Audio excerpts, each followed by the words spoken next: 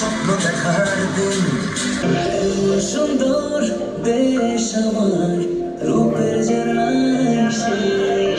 কাঞ্চননগরে মহান বিজয় দিবস উপলক্ষে ক্রীড়া ও সংস্কৃতি বিদায় অনুষ্ঠান অনুষ্ঠিত। আজ মহান বিজয় দিবস 16 ডিসেম্বর উপলক্ষে ক্রীড়া ও সাংস্কৃতিক অনুষ্ঠান এবং পঞ্চম শ্রেণীর ছাত্রছাত্রীদের বিদায়ী অনুষ্ঠান উপলক্ষে এক অভিভাবক সমাবেশ অনুষ্ঠিত হয়েছে। 16 ডিসেম্বর কাঞ্চননগর মেধা বিকাশ কিন্ডারগার্টেন স্কুলের অডিটোরিয়াম কক্ষে অনুষ্ঠানের আয়োজন করা হয়। অনুষ্ঠানটি সঞ্চালনা করেন মাওলানা সাইফুল ইসলাম। এতে প্রধান অতিথি হিসেবে উপস্থিত ছিলেন অত্র বিদ্যালয়ের চেয়ারম্যান ও ফটিকছড়ি জামাতে ইসলামের আমির নাজিম উদ্দিন ইমু। বিশেষ অতিথি হিসেবে উপস্থিত ছিলেন নুরুন নবী, বিশিষ্ট ব্যবসায়ী ইসমাইল, মাওলানা শফিউল আলম। এছাড়াও অনুষ্ঠানে বিদ্যালয়ের শিক্ষক, শিক্ষার্থী, অভিভাবক, কর্মচারী সহ এলাকার গণ্যমান্য ব্যক্তিবর্গ উপস্থিত ছিলেন। অনুষ্ঠানে বিজয় দিবসে তাৎপর্য তুলে ধরে আলোচনা করা হয় এবং বিদায়ী শিক্ষার্থীদের উজ্জ্বল ভবিষ্যৎ কামনা করা হয়। পরে শিক্ষার্থীদের মাঝে পুরস্কার বিতরণ করা হয়।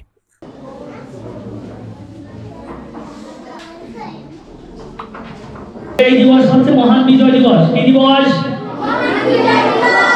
এই দেশ মহান বিজয় দিবসের আগে অর্থাৎ 1971 সালের আগে এই দেশ ছিল পাকিস্তানি রাষ্ট্রের অধীনে। কোন রাষ্ট্রের অধীনে? আমরা ছিলাম পাকিস্তানি রাষ্ট্রের অধীনে। 1971 সালের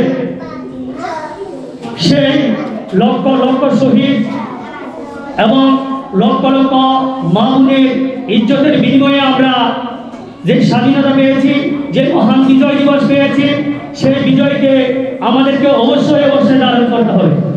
শিক্ষার্থী পরীক্ষা দিয়েছে, এদেরকে আমি আমার পক্ষ থেকে আন্তরিকভাবে মোবারকবাদ জানাচ্ছি এবং তাদের উজ্জ্বল ভবিষ্যৎ কামনা করছি। তারা যেন অন্য প্রতিষ্ঠানে গিয়ে আমাদের এই প্রতিষ্ঠানের সুনাম ধরে রাখতে পারে, আমি সে আশা রাখব।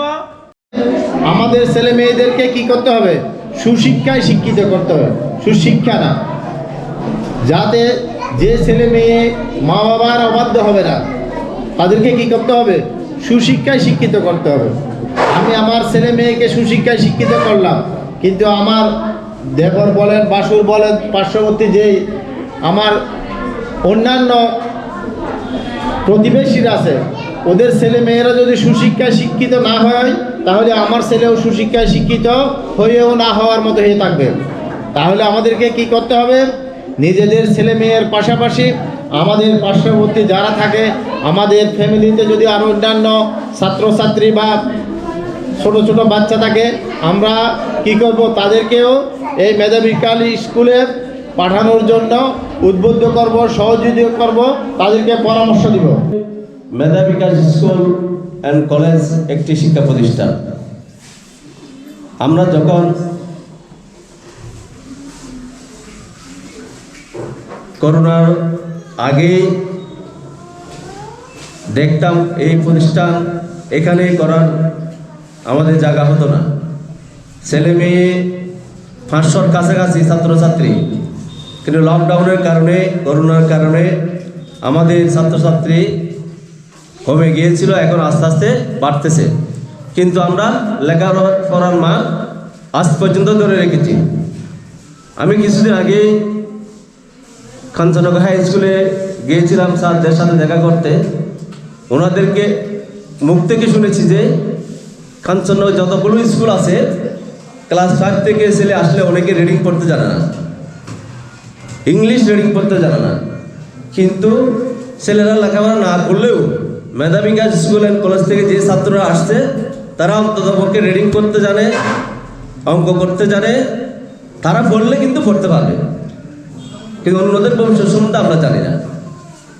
আমি আমাদের স্কুলের সুনাম করছি না, যেটা বাস্তব সেটা আমি তুলে ধরতেছি।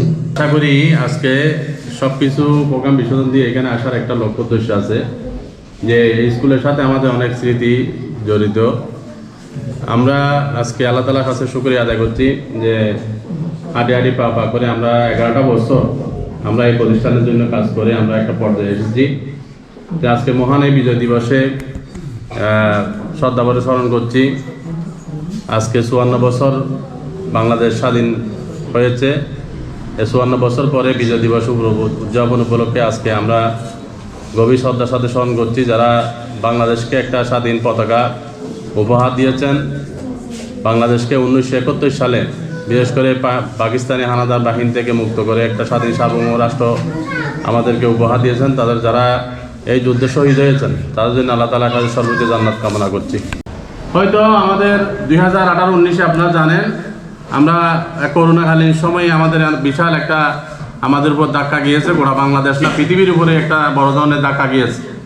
এটার কারণে আমাদের অনেক কিছু ক্ষতি হয়েছে।